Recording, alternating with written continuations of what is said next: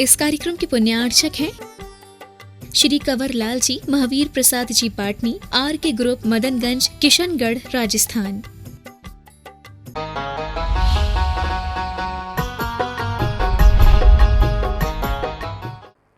हमारे लिए परीक्षा इतनी हो सकती है, ये किसी भी तरह के जो मिथ्या बातें हैं, मिथ्या ज्ञान है, मिथ्यात्व की बढ़ाने वाली चीज़ें हैं, उनमें तो नहीं लगे।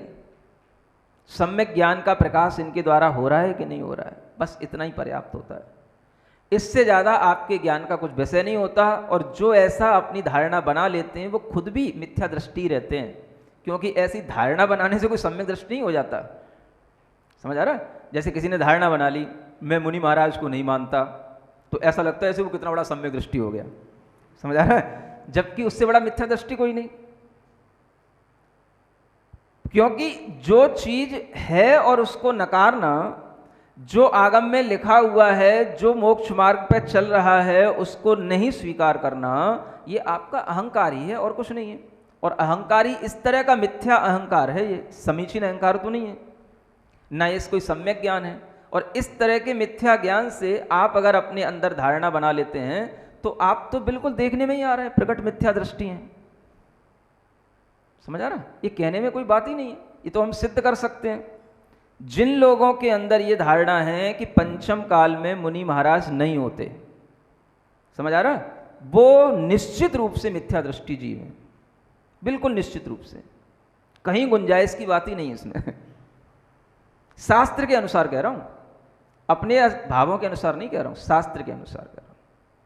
बिल्कुल हम इसकी सिद्धि कर सकते हैं। कोई पंडित आए तो मेरे सामने, मैं इसीलिए तो सामने बिल्कुल चिल्ला चिल्ला के कहता रहता हूं, कोई आता ही नहीं मेरे सामने। हाँ, कोई आए तो कुछ पूछने कि महाराज आपने ऐसा क्यों कहा, कहाँ लिखा है, मैं उसको दिखाऊं, तूने कहाँ पढ़ा, तूने कहाँ से लिखा, तूने कहाँ से पढ़ा, और मैं दिखाता हूँ तुझे कहाँ क्या लिखा है। समझ आ रहा है ना? तो आए तो सभी सामने पूछने, कोई आता ही नहीं।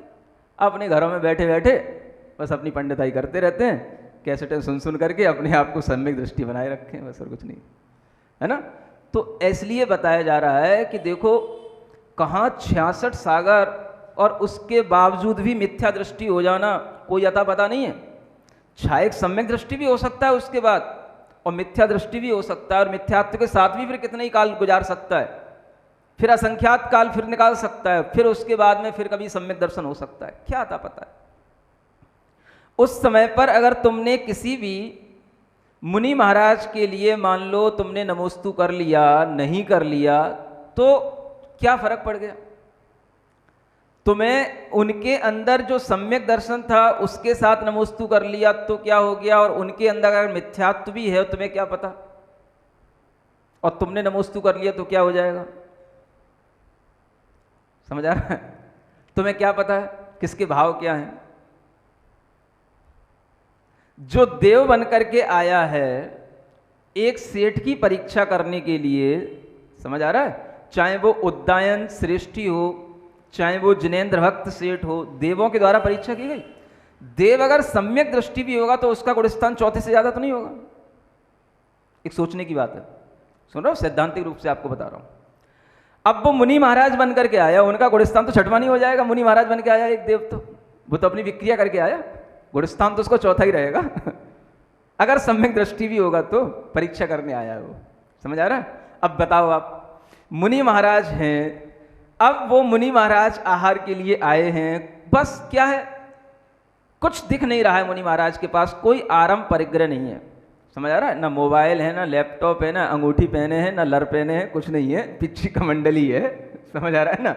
बस अब वो उद्दायन सेठ, जिनेन्द्र सेठ, जिनकी चर्चा उपगुहन अंग में और कौन से निर्वचिकित्सा अंग में जो आचार्य समंतभद्र महाराज ने की है, आप सोचो इनके बारे में। अब ये क्या उनका भावलिंग देखे बैठे हैं? भावलिंग का मतलब क्या होता है? अगर छठवां सातवां गुणस्थान हो तो भावलिंग है, और वो नहीं है तो द्रव्यलिंग है। अब देख लो, आप कहां से देख लोगे? आप गुणस्थान बता दो हमें, कोई भी पंडित आके हमें बता दो, कौन सा माइक्रोस्कोप लगाएगा? बेवजह की बात है। अब वो उनको मुनि रूप में उन्होंने माना, समझो आप अब इसको, चौथे गुणस्थान वाले जीव को उनने क्या माना? ये मुनि महाराज हैं। और उनका पड़गान किया, उनको आहार दिया, उनकी पूजा की, बिल्कुल ऐसा मान करके कि यही भावलिंगी ही है। क्या पाप कर लिया बताओ? अच्छा,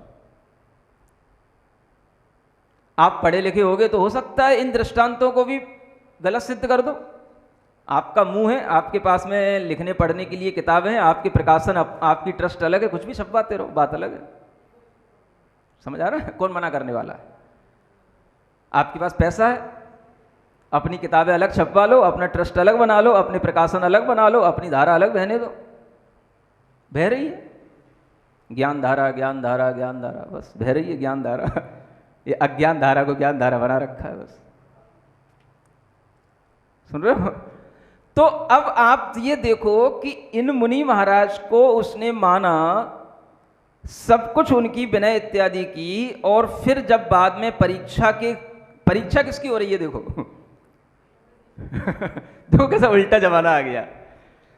उस जमाने में श्रावक की परीक्षा ले रहा है एक देव, समझ आ रहा है, मुनि महाराज बन के, और आज का ही उल्टा जमाना देखो।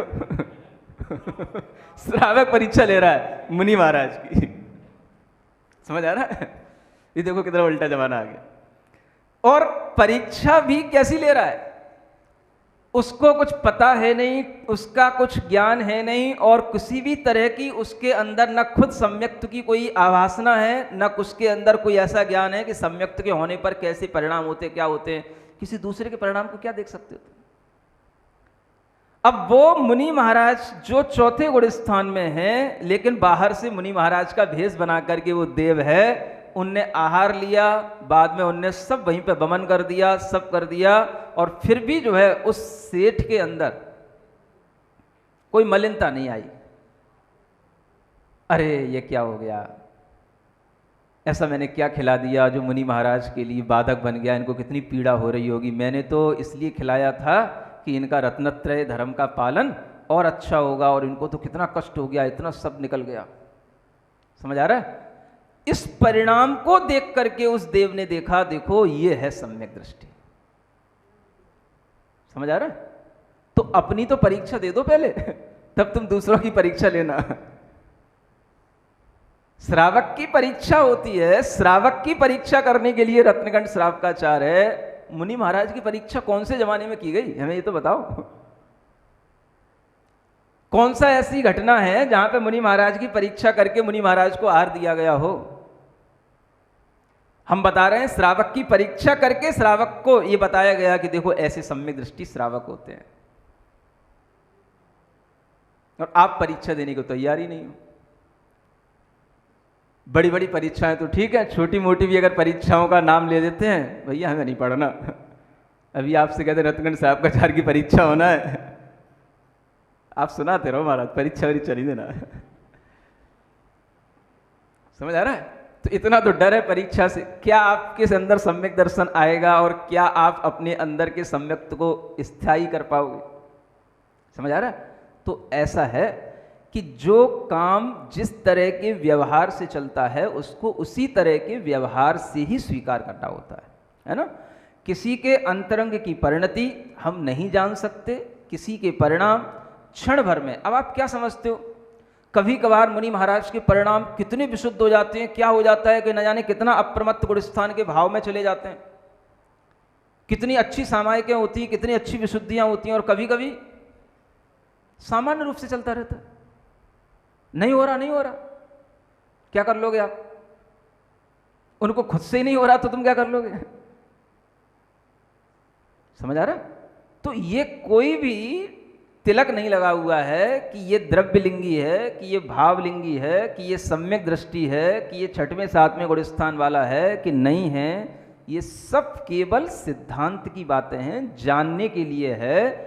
इस तरह से मिथ्या धारणा बना करके व्यवहार में गलत करना, ये आपके लिए अज्ञान होएगा। समझ में आ रहा है? इसलिए कल्याण किसमें है?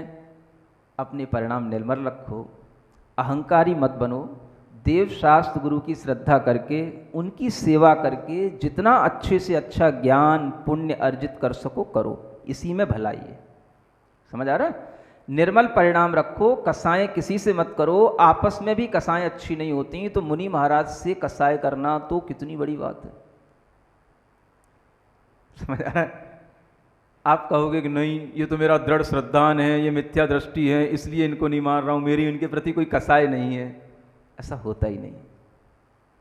समझ आ रहा है? आपने अगर एकांत धारणा ऐसी बना ली है तो ये गलत है। सभी मिथ्या दृष्टि नहीं होते हैं, सभी के पास आरंभ परिग्रह नहीं है, सभी के पास में इस तरह से नहीं है। आप अपना दिमाग खुला रखो। समझ आ रहा है? और इस तरह की शिक्षा मत दो। इस तरह से तो अपने आप लोगों को सब कुछ समझ में आ जाता है। मैं कहता हूं कि मैं जहां पर भी रहता हूं, जहां पर भी प्रवास करता हूं, उसके बाद में कोई भी दूसरा कहीं पर भी कोई भी आता है, अगर कुछ भी होता है तो श्रावक को अपने आप समझ में आता है। क्योंकि उसने क्या देखा था? पहले ये देखा था, ये देखा था, ये देखा था, अब ये सब क्या दिख रहा है? समझ आ रहा है? अपने आप कुछ कहना ही नहीं है। हम भी जानते हैं सही क्या है गलत क्या है, तुम भी जानते हो। उसके लिए ज्यादा उसी तरह से प्रचारित करने से, प्रसारित करने से तो मार्ग अवरुद्ध होता है। समझ आ रहा? आपको नहीं जच रहा, आपके लिए अलग हो जाना ठीक है।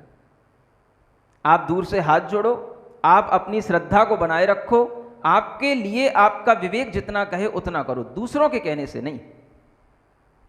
एक ये और बहुत बड़ी गलती होती है, प्रश्न पूछते हैं लोग हमें उनके लिए कैसा व्यवहार करना चाहिए। मैं कहता हूं ये प्रश्न ही गलत होता है। नहीं समझ आ रहा? कोई साधु आए, कुछ आया है ना, आपने पहले कुछ देखा, अब कुछ और देख रहे हो, अब हम महाराज उनके लिए क्या करें? महाराज से पूछ रहे हो एक महाराज के लिए, महाराज क्या बताएंगे? ये प्रश्न ही गलत होता है आपका। ये तो आपके विवेक का स्तर है कि आपने अपना विवेक कितना बना लिया है। अगर आपने उस लायक विवेक बना लिया है कि आप सही को सही और गलत को गलत समझ रहे हो, तो फिर आप अपने विवेक से अनुसार काम करो। और आपका उस तरह का विवेक है नहीं है, और कोई जबरदस्ती कह दे कि नहीं उन्हें नहीं मानना, और आपका विवेक उस तरीके का है नहीं है, तो नहीं मान करके भी कोई धर्म नहीं होएगा, क्योंकि आपका विवेक ही नहीं है उसमें। किसी के कहने से क्या मानना? अपने विवेक से काम करो ना। ये बहुत बड़ी चीज होती है, विवेक ज्ञान अपने अंदर होना। हमारा विवेक का लेवल क्या है, हमारी अपनी इंटेलेक्चुअल डिस्क्रिमिनेटिव नॉलेज का लेवल क्या है, ये जब हमको पता होगा तो हम उसी के ही अकॉर्डिंग काम करेंगे। दूसरे के लेवल से थोड़े ना काम किया जाता है। दूसरे की बुद्धि, दूसरे का श्रद्धान, दूसरे का ज्ञान अलग है। आपकी बुद्धि, आपका श्रद्धान, आपका ज्ञान अलग है। आप उससे मैच करके अपने आप को चलाओ, ये भी गलत होता है। अपनी बुद्धि से चलो। कितना आप एक्सेप्ट कर पा रहे हो आप देखो, कितनी आपके अंदर क्षमता है। समझ आ रहा है? तो कल्याण हमेशा सम्यक दर्शन से होता है, ये निश्चित है।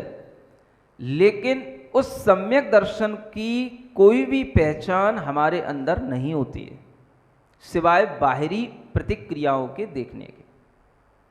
समझ आ रहा है? हम कहीं सरागी देवी देवताओं के चक्कर में तो नहीं पड़े, है ना?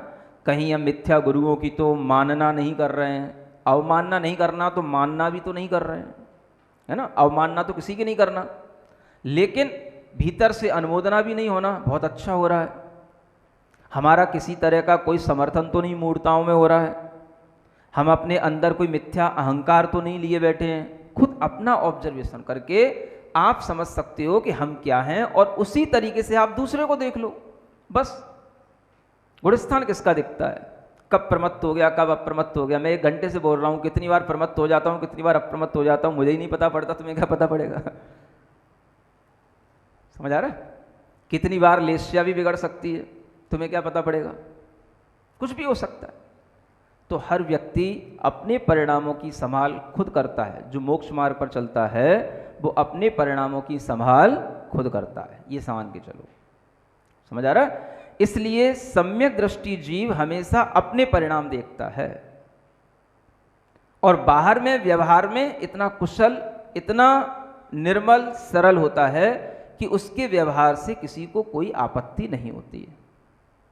इस तरह के परिणाम से ही हमारे अंदर समझ में आएगा कि हम सम्यक दृष्टि हैं, तो हमारे अंदर किसी भी तरह की कोई अहंकार, बुराइयां नहीं होनी चाहिए, उनसे बचें हम। इसी में हमारा कल्याण है। समझ आ रहा है? अब हम थोड़ा सा आगे बढ़ते हैं। ये जो प्रकरण चल रहा था ये अब यहाँ से थोड़ा सा एक अलग रूप ले रहा है ना। अभी तक आप पढ़ रहे थे श्लोक, अब यहाँ से आर्या छंद शुरू होते हैं, है ना। और इन आर्या छंदों में अब सम्यक दर्शन की और कुछ विशेषताएं हैं, उपलब्धियां हैं, वो अब आगे बताई जाने वाली हैं। सम्यक दर्शन शुद्धा नारक तेरे अंग नपुंसक स्त्रीत्वानि दुष्कुल विकृताल्पायुर दरिद्रतां च व्रजन्ति नाप्यव्रतिकाः। ये आर्या छंद ऐसे पढ़े जाते हैं, है ना। थोड़े सब लंबे छंद हो गए, अब सम्यक दृष्टि हो गए ना, अब बड़े हो गए, है ना, बड़े बड़े भाव आने लगे। अब देखो इसमें क्या था, सिद्धांत बताया जा रहा है, बहुत अच्छा ये आर्या छंद है। सम्यक दर्शन शुद्धा, जो जीव सम्यक दर्शन से शुद्ध हो गए हैं, है ना, वे जीव नारकी नहीं होते हैं। पहले इसका सामान्य से लगाते हैं, फिर इसकी आप में और कुछ जो विशेषताएं बाद में बताता हूँ। पहले इसका अर्थ क्या है, सम्यक दृष्टि से शुद्ध हुए जीव नारक माने नारकी नहीं होंगे, तिर्यंक माने तिर्यंश नहीं बनेंगे, नपुंसक माने नपुंसक वेद वाले नहीं होंगे, है ना। और क्या लिखा, स्त्रीत्वानी, स्त्री नहीं बनेंगे। समझ आ रहा है। सम्यक दृष्टि जीव नारकी, तिर्यंश, नपुंसक और स्त्रीपने को प्राप्त नहीं होते हैं। ये भाव उनके अंदर नहीं आएंगे। समझ आ रहा है। ये सब भाव हैं गतियों संबंधी या वेद संबंधी, तो ये भाव उनमें आएंगे ही नहीं। स्त्रीपने के भाव, नपुंसक वेद के भाव, ये उनमें नहीं होंगे, माने उस वेद वाला उनमें जन्म नहीं होगा, उनमें जन्म नहीं होगा। ठीक है ना। फिर क्या, दुष्कुल माने निकृष्ट कुल, है ना, निम्न कुल जिसमें बोलते हैं, उसमें सम्यक दृष्टि जीव उत्पन्न नहीं होता, दुष्कुल। और विकृत माने उसके अंग उपांग विकृत नहीं होंगे, जैसे हाँ लूले लंगड़े या कोई मुंह टेढ़ा मेढ़ा, ये सब जो है ना, ये कुछ नहीं होगा, बढ़िया अच्छा, है ना, ब्यूटीफुली होगा वो।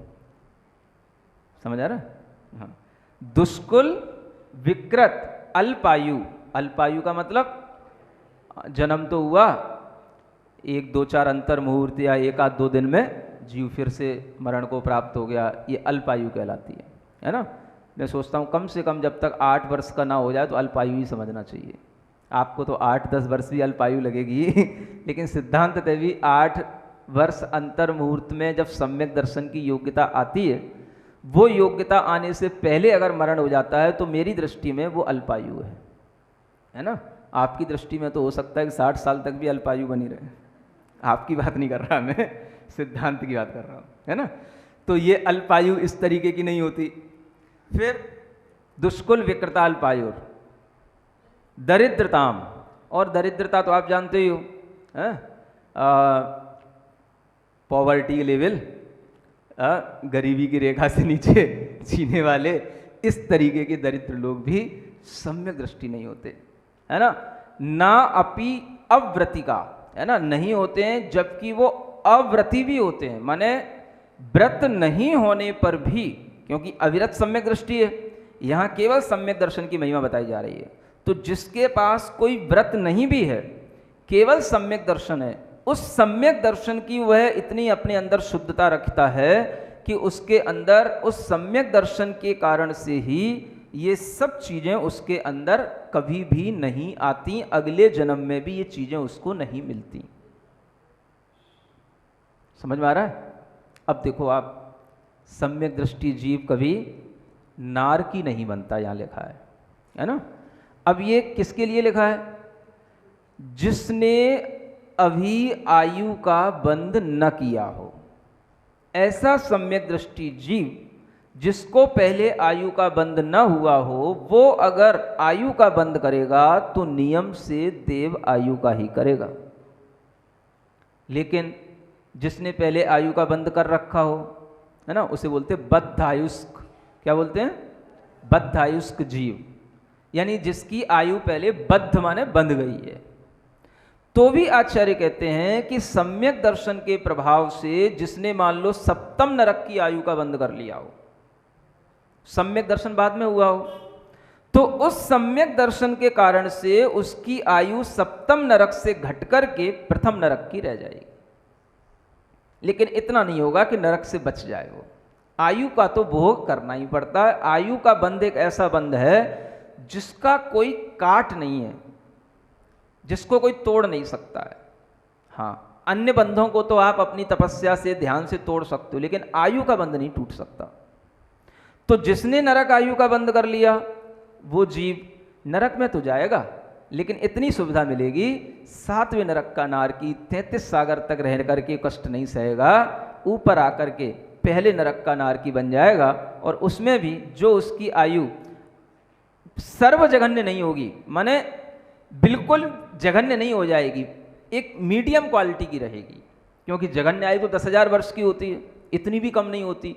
आयु उसकी केवल 84,000 वर्ष तक की रह गई। 33 सागर की आयु को घटा करके उसने कितना कर लिया? 84,000 वर्ष। ये सम्यक दर्शन का प्रभाव समझ आ रहा है? जैसे राजा श्रेणिक पहले नरक आयु का बंद कर चुका था, बाद में भगवान महावीर स्वामी मिले, क्या करे? समझ आ रहा है? ऐसे ही पुण्य है, बाद में भगवान मिले।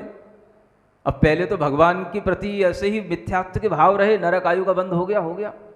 अब बाद में भगवान मिले, अब भगवान मिल भी गए तो अब क्या करे? भगवान के सामने भी एक दिन पूछ बैठता है, भगवान ये मेरे बेटे हैं अभय कुमार, बारी सेठ वगैरह, ये सब तो आपके समूह शरण में मुनि बन रहे हैं, सब तपस्या कर रहे हैं, मेरे अंदर क्यों भाव नहीं आते? समूह शरण पूछता भगवान से। भगवान भी क्या करें? कौन भगवान से? महावीर भगवान से साक्षात। हाँ, तब भगवान गणधर परमेष्ठी उसको उत्तर देते हैं। समझ आ रहा है? क्या कर सकते हो? नरक आयु का बंध हुआ है, इसलिए तुम्हें व्रत लेने के भाव नहीं होंगे। जिनको नरक आयु का बंद हो जाता है, त्रियंच आयु का बंद हो जाता है, उन्हें व्रत लेने के भाव ही नहीं होते। न देश व्रत ले सकता, न महाव्रत ले सकता। ठीक है, जो ले रहे हैं उन्हीं की अनुमोदना करो, तुम नहीं ले सकोगे। समझो देश व्रत महाव्रत कितनी बड़ी चीज है। समझ आ रहा है? पहले इससे तो बचो, ये नरक आयु से तो बचो, जाने से तो बचो कम से कम। नहीं समझ आ रहा है? जब समय अच्छा रहेगा तो कहीं पर भी कुछ भी उपलब्ध हो जाएगा। अब नरक में पहुंच गए, क्या मिलेगा वहां तुम्हें? कौन संबोधन देने जाएगा? कम से कम देवगति में रहोगे, कभी ना कभी समोसरण में दर्शन तो होंगे, कोई ना कोई संस्कार याद तो आ जाएगा। 4 महीने में सुनते जा रहे हो, कोई ना कोई कान में बात वहाँ पे याद तो आ जाएगी कि अरे हाँ, कहीं कुछ सुना तो था, ऐसे हरियंत होते हैं, ऐसा समोसरण होता है। समझ आ रहा है? सब ऐसे ज्ञान आ जाता है पुनः स्मृति में। समझ आ रहा है? जब कोई निमित्त मिलता है बाहर तो। हाँ, तो इसलिए ये बहुत बड़ी चीज है कि हम व्रत लेकर के अपने अंदर सम्यक दर्शन को भी बनाएं, और अगर सम्यक दर्शन नहीं भी है तो भी उससे कोई हानि नहीं है, क्योंकि आगे आपके लिए सुरक्षा है। अगर अभी समय नहीं आया सम्यक्त की उत्पत्ति का, तो आगे आ जाएगा। कम से कम आपके लिए निमित्त तो मिलेगा, घाटा नहीं है। क्या सुन रहे हो? हाँ, ये तो हो गई सिद्धांत की बात है, अब सुनो कुछ अनुभव की बात है। समझ आ रहा है? बिना सम्यक्त के भी व्रत लेने में घाटा नहीं है। अब एक बात कहने जा रहा हूं मैं, कान खोल के सुनो सब लोग। हाँ, क्यों नहीं है? क्योंकि सम्यक दर्शन हो गया तो वो व्रत सहित, सम्यक दर्शन सहित आपका व्रत हो गया। और नहीं हुआ तो अभी हो सकता है उसके नहीं होने का टाइम आ रहा हो, अभी टाइम नहीं आया इसलिए नहीं हुआ। हम तो चाह रहे हो जाए। अब सुनो कितनी अच्छी बात बता रहा हूं, हम तो चाह रहे हो जाए। आपने कहा ऐसे होएगा, हमने ऐसे ही कर लिया, और हम उससे एक स्टेप और आगे बढ़ गए, हमने व्रत भी ले लिया, जीवन दांव पे लगा दिया, सब कर लिया। अब क्यों नहीं होएगा? क्यों नहीं होएगा? जब हम उसी श्रद्धा के साथ व्रत का पालन कर रहे हैं तो हमारे लिए सम्यक दर्शन क्यों नहीं होगा व्रत के साथ? अब चलो एक समय मान लो मैं नहीं हुआ, नहीं हुआ तो नहीं हुआ, चलो कोई बात नहीं, क्या घाटा हुआ इसमें आपको। उस व्रत के कारण से आपके लिए नियम से देवगति मिलेगी। यहां नहीं हुआ वहां हो जाएगा। अगर काल अवधि से ही होना है तो अभी नहीं आई होगी तो वहां आके आ जाएगी, वहां हो जाएगा। अब नरक में काल अवधि तो आएगी नहीं, नहीं समझ में आ रहा, आ भी जाएगी तो चली जाएगी, वहां कुछ मिलेगा नहीं तुमको। बताओ क्या घटा है। अगर सम्यक दर्शन का कोई भी ठिकाना नहीं है तो भी आपको इस जीवन में रिस्क लेना है कि नहीं लेना, ये सोच लो आप। सम्यक दर्शन का कोई ठिकाना तो है ही नहीं। चलो मान लो जिनने व्रत ले लिया उनका भी सम्यक दर्शन नहीं, तो इस बात की कौन सी गारंटी जिसने व्रत नहीं लिया उसका सम्यक दर्शन है। नहीं समझ आ रहा, ये भी तो बताओ। और जिसने व्रत नहीं लिया वो सम्यक दर्शन से भी गया, व्रत से भी गया, तो उसका तो भविष्य का ही कोई ठिकाना नहीं। अब वो कहां जाके पड़ेगा, कहां जाके मरेगा, किस गति में जाएगा। नारक, तिर्यन, नपुंसक कुछ भी बन सकता है, अल्पायु, दरिद्र कुछ भी बन सकता है। सम्यक दर्शन तो है ही नहीं। तू तो अपने अहंकार में रहा कि सम्यक दर्शन है, सम्यक दर्शन है। व्रत लेगा तो कुछ अहंकार तो कम होएगा, कुछ श्रद्धा तो बढ़ेगी, नुकसान क्या होएगा। व्रत लेकर के कोई अब व्रतों का काम थोड़ी ना करेगा, व्रत लेकर के श्रद्धा ही तो करके व्रतों का ही तो पालन करेगा। आज नहीं होएगा, साल भर बाद हो जाएगा, 2 साल बाद हो जाएगा, मैं कहता हूं मरते मरते हो जाएगा, नहीं होएगा अगले जन्म में हो जाएगा। नुकसान क्या है। चलो इस रूप में समझो आप, बताओ हमें, बताओ नुकसान क्या है। एक कदम आगे बढ़ करके चलने में नुकसान क्या है। अगर हमें इस बात का कोई निर्णय हो रहा हो कि पहले हमें जिस कदम पर रखने में हमें वो निर्णय हो जाए कि इस कदम पर हमारे लिए ये हो गया, तब तो चलो ठीक है। आप जिंदगी भर यही कहते रहो कि पहले सम्यक दर्शन कर लो तब व्रत लेना, क्योंकि सम्यक दर्शन के बिना व्रत का कोई महत्व नहीं है। ये भी कोई एकांत नहीं है, अनेकांत दर्शन में ये भी बाधित है। मैं आ कह रहा हूं आपसे, सिद्धांत अलग है लेकिन अनेकांत से ये भी गलत है। बिना सम्यक दर्शन के व्रत का कोई महत्व नहीं। कैसे नहीं है। व्रती जीव हमेशा क्या सोचेगा, मुझे इस व्रत का पालन करना है, मुझे समय पर सामायिक करना है, मुझे समय पर इन व्रतों का पालन करना है, व्रत में दोष लग जाएगा, व्रत की पूर्ति करेगा। समझ आ रहा है। बिना श्रद्धा के कर रहा है क्या ये सब। जिस दिन उसको आनंद आ गया, जिस दिन उसकी विशुद्धि बढ़ गई, जिस दिन उसको अंतरंग में ऐसे विशुद्धि परिणाम हो गए कि 5 लब्धियां एक साथ हो गई, पता ही नहीं पड़ेगा क्या हो गया। हो गया उसका कल्याण, उसका काम हो गया। और ये काम तो जिंदगी में एक ही बार होना है, बार बार थोड़ी ना होना है। बेवकूफ पंडितों, केवल सिद्धांत और केवल पंडितों की बातों पर चलने वाले लोगों, सुनो, थोड़ा सा ध्यान से सुनो। समझ आ रहा है। सब कुछ वैसे ही नहीं होता जैसा लिखा होता है। कुछ अकल से भी होता है, कुछ अनुभव से भी होता है। हाँ, समझ आ रहा है। ये अनुभव कहाँ से आए हमको, ये व्रत के पालन करने से आए हमको, इसलिए तुमको बता रहा हूं। क्या पता पड़ेगा तुमको कब किसको क्या हो रहा है। तुम अपनी इसी एक जिद पे अड़े रहोगे। पंडित सदाशिव लाल ने शरतखंड श्रावकाचार में लिख दिया है पंचम काल में ये नहीं होता, वो नहीं होता, तो इन पंडितों को भी कुछ नहीं हुआ और तुम्हें भी कुछ नहीं होने का। समझ आ रहा है। आचार्यों की बातें पढ़ो। आचार्य पूज्यपाद महाराज कहते हैं, वरम व्रतहि पदम दैवम ना व्रतैर्वत नारकम छाया तपस्थयोर भेद प्रतिपालय तोर महान। अनुभव भी बिना ज्ञान के नहीं आता। समझ आ रहा है। मैं अपने अनुभव से नहीं कह रहा हूं, उसमें ज्ञान भी जुड़ा हुआ। देखो आचार्य की प्रमाणिकता दे दी मैंने बोलते ही से आपको। आचार्य पूज्यपाद महाराज कह रहे हैं, वरम व्रतम पदम देवहि, देव पद व्रतों के साथ ग्रहण कर लेना श्रेष्ठ है। ना व्रतम बत नारकी, बिना व्रतों के नारकी बनना अच्छा नहीं। समझ आ रहा है। हाँ, किस लिए, इसीलिए लिखा है अगर आपके सम्यक दर्शन की काल लब्धि नहीं आई, सम्यक दर्शन मान लो आपने इस जन्म में भी खूब विशुद्धि बढ़ाई, नहीं बन पाई, मान लो 5 लब्धियां नहीं हुई, चलो मैं मानता हूं नहीं हुई, आप जिंदगी भर मिथ्या दृष्टि रहे, कोई फर्क नहीं पड़ता। लेकिन अगर आपके अंदर वह सम्यक दर्शन की दृढ़ता भावना निरंतर बनी रहे और आपने मरते मरते भी उसकी भावना की, तो आपको सम्यक दर्शन मरते मरते होगा, नहीं होगा तो अगले जन्म में भी होगा, नियम से होगा। कैसे नहीं होगा? अगर होगा तो इसी तरीके से होगा।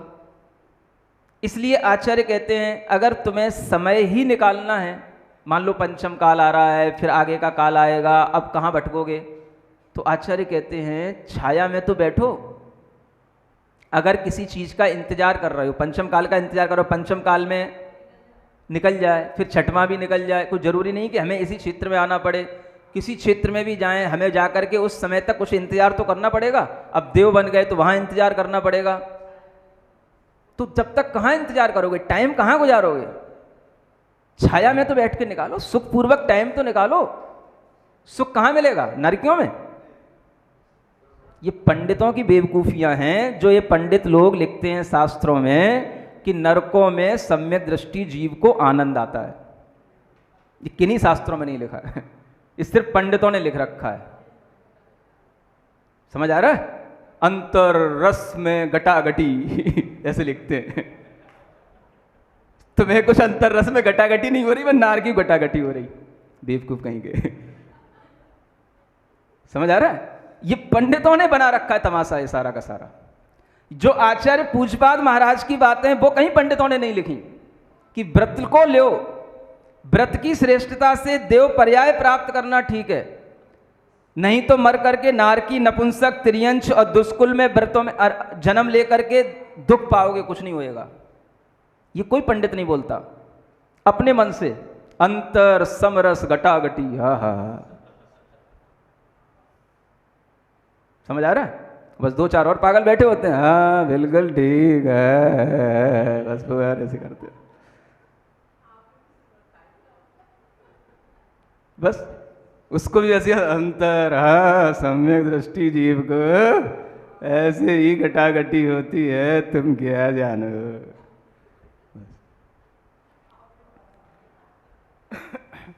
समझ आ रहा है? इन सब वृत्तियों में कोई धर्म नहीं है। समझ आ रहा है? ये सब करने से कुछ नहीं होने वाला। आचार्यों के अभिप्राय देखो, उन्होंने तुम्हारे कल्याण के लिए क्या लिखा ये देखो। पंडितों ने जो लिख रखा उससे तुम्हारा कोई कल्याण नहीं होना, आचार्यों की बातें पढ़ो, उससे कल्याण होएगा। इष्टोपदेश पढ़ो आचार्य पूज्यपाद का, जिसकी मैं कार्य का सुना रहा हूं आपको। आत्म पुरुषार्थ करो इस तरह का जिससे आचार्यों ने कहा है। समझ आ रहा है? हाँ, ऐसी बातों से कोई कल्याण नहीं होने का, ये सुन लो अच्छे ढंग से। इसलिए ये बात जो है ये अपने आप में सिद्धांत है, तो एक हमें उस सिद्धांत को भी ध्यान में रखना है जिससे हमारा वास्तव में कल्याण आगे के लिए भी सुरक्षित रहे। अगर सम्यक दर्शन से कल्याण होता है तो व्रत से अकल्याण नहीं होता है, वो उसके आगे का एक स्टेप है। और अगर सम्यक दर्शन नहीं भी हुआ है तो वो मेहनत आपको सम्यक दर्शन प्राप्त कराने में भी काम आ सकती है। क्यों नहीं आएगी? समझ आ रहा है? ये कोई नहीं सिखाता। क्यों सिखाएगा पंडित? उसे ना समाधि मरण करना, ना उसे कोई व्रत लेना, वो क्यों ऐसी बातें बोलेगा? उसे तो वही बोलना है, बस घर में रहो, भरत जैसे वैरागी थे, बस ऐसे पगले हैं। घर में 56 भोग करो, घर में जैसे भरत वैरागी थे, बन जाओ तुम भी वैरागी भरत जैसे। समझ आ रहा है? बस ले दे के एक ही भरत का उदाहरण है, बस कुछ है ही नहीं उनके पास। हर प्रवचन में हर गाथा में बस यही बातें और कुछ नहीं। समझ, आप पूरा समय सार भी सुन लोगे तो यही मिलेगा और कुछ नहीं मिलेगा। मैं आपको बता रहा हूं शॉर्ट में, पूरे समय सार के प्रवचनों में जो निश्चय वालियों के मिथ्या दृष्टियों के प्रवचन होते हैं उनमें केवल आपको एक उदाहरण मिलेगा भरत का या द्रव्यलिंगी साधु का। समझ आ रहा? इसके अलावा कोई तीसरा उदाहरण नहीं मिलेगा आपको पूरे प्रवचनों में, आप देख लेना। बस इससे अपना काम चलाना उन्हें। अब ये समझो ये क्या है, ये छल कपट नहीं है तो क्या है? समझ आ रहा है? आप जाने कि यहाँ जो आचार्य कह रहे हैं वो हमें समझना है कि यह सिद्धांत है कि जिसने सम्यक दर्शन प्राप्त कर लिया उसे ये कुछ नहीं मिलेगा, तो ये भी सिद्धांत है जिसने व्रत ले लिया उसको भी ये कुछ नहीं मिलेगा। समझ आ रहा है? क्योंकि उसका भी पुण्य होता है। लेकिन सम्यक दर्शन की महिमा यह है कि नारकी भी अपनी आयु को कम करके जीता है, और अगर वह मान लो तिर्यंच आयु का बंद कर लिया है, निकृष्ट तिर्यंच आयु का बंद कर लिया, मान लो 2 इंद्रिय 1 इंद्रिय का भी बंद कर लिया हो, फिर बाद में सम्यक दर्शन हुआ हो, तो देखो सम्यक दर्शन की महिमा क्या है। अब वह तिर्यंच तो बनेगा, तिर्यंच आयु का तिर्यंच तो बनेगा, लेकिन कहाँ का तिर्यंच बनेगा? तो आचार्य कहते हैं भोग भूमि का तिर्यंच बनेगा, वो सुख मिलेंगे उसको। सम्यक दर्शन क्या दिला रहा है? कोई एकदम से मोक्ष हो रहा है क्या? समझ आ रहा है? सम्यक दर्शन भी तो हमें संसार का सुख ही दिला रहा है ना, भोग भूमि का ही तो सुख मिल रहा है। जब मोक्ष होएगा तब हो जाएगा। तो उसी तरीके से व्रतों से भी तो देवगति का सुख मिल रहा है ना, वहां पर भी जाकर के पुरुषार्थी किया जाएगा, वहां पर भी जाकर के जो व्रती होकर के वहां देव बनते हैं वो भी जाकर के वहां पर उस सम्यक दर्शन के माध्यम से ही अपना जीवन यापन करते हैं। समझ आ रहा है? तो समझो, आप हर चीज की महिमा समझो। सम्यक दृष्टि जीव के लिए अगर मनुष्य आयु का बंद हो चुका हो, पहले से मान लो मनुष्य आयु का बंद हो चुका हो, तिर्यंच आयु की बात हो गई, अगर कहीं उसने मनुष्य आयु का बंद कर लिया हो तो सम्यक दर्शन के प्रभाव से वह मनुष्य तो बनेगा, लेकिन वह भी भोग भूमि का मनुष्य बनेगा, उत्तम भोग भूमि का मनुष्य बनेगा। आया समझ में? अब क्या बचा? देव आयु का बंद अगर पहले कर लिया हो मान लो, तो देवों में भी हो सकता है भवनवासी का, अभ्यंतर का, ज्योतिषी का, किसी का बंद कर लिया हो। अगर सम्यक दर्शन हो गया तो अब वो अच्छी रिद्धिधारी देव बनेगा, वैमानिक देव बनेगा, वो भवनत्रिक का देव नहीं बनेगा। ये चीजें हमें सम्यक दर्शन के परिणामों से, नियम से प्राप्त होती हैं। समझ आ रहा है? इसी के साथ कोई दुष्कुल अगले जन्म में भी, अब देवायु से लौटना है उसको, मनुष्य बनेगा, तो अगले जन्म में भी अगर सम्यक दर्शन रहेगा तो कभी दरिद्री कुल में जन्म नहीं लेगा, दुष्कुल में जन्म नहीं लेगा, अल्प आयु वाला नहीं होगा, विकृत अंग वाला नहीं होगा, अच्छा मनुष्य बनेगा, राजा, अच्छा सेठ, बढ़िया शानदार जीवन जीने वाला। हाँ, समझ आ रहा है? जो जो अच्छा होता है सब किसको मिलेगा? सम्यक दृष्टि जीव को मिलेगा। ठीक है ना? तो इस तरह से सम्यक दर्शन की ये महिमा जानो, है ना? और ये सम्यक दर्शन किसी के लिए कोई पता नहीं होता कब होता है, इसलिए कब हो, इसलिए सम्यक दर्शन से एक स्टेप आगे बढ़ करके काम करो, व्रतों को लो।